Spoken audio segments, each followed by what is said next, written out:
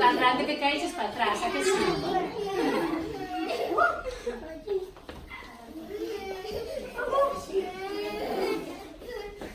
Este é o primeiro conto que empecé a contar. Fai moitos anos. Imos a chamar o personaxe que vive aquí dentro.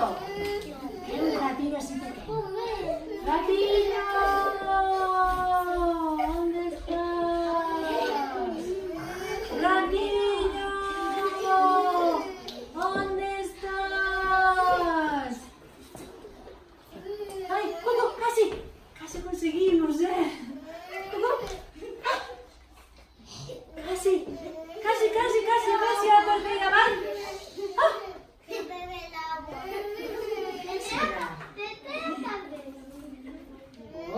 Que mete a cabeza outra vez. Que non estaba cando metín a cabeza.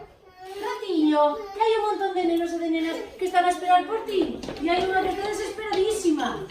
A ver, Saixa, por favor. A ver se así nos calmamos un pouco, xe. Claro, sí.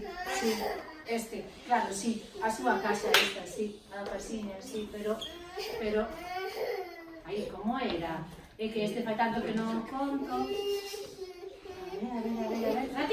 Ratiño, dinos onde estás, estás aquí? Rato, hola.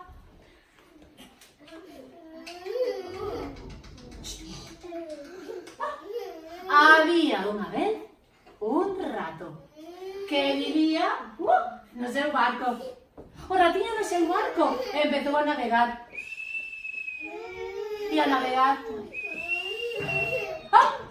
Pero de repente non había nada de vento, nin un pouquiño. Así que o rato non se podía mover. O ratiño decidiu chamar polo vento e berrou e dixo: Vento! Vento! Baixa! Eleva o meu barco por este mar! E de repente apareceu o vento do norte que soprou. Se me gusta moi ben. Soprou máis, Moito máis. E tanto soprou que o rato, máis o barco, non, aterraron en riba dunha casa. Pero o rato non lle gustaba nada que o seu barco estivera en riba daquela casa. Así que tivo que chamar polo vento outra vez. E berrou: Vento! Vento! Baixa! Eleva o meu barco desta casa! De repente apareceu o vento do sur. Que soprou.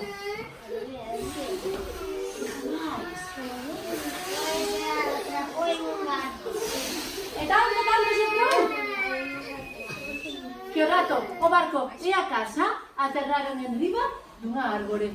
O rato non lle gustaba nada que o seu barco estivera en riba daquela casa e daquela.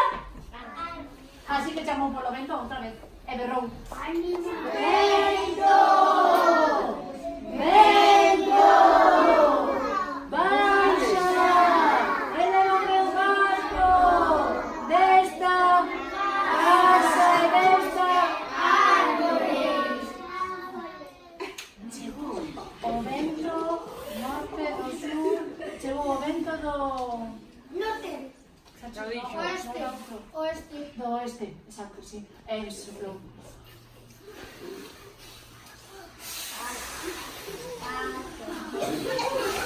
E tanto soprou que o barco, a casa e a árbore, non, aterraron en riba dunha... Illa. Montaña. Dunha montaña. O rato non lle gustaba nada que o seu barco estivera en riba daquela árbore, daquela montaña, así que tivo que chamar polo vento outra vez. Vento! Vento! Baixa! Eleva o meu barco desta casa, desta árbore.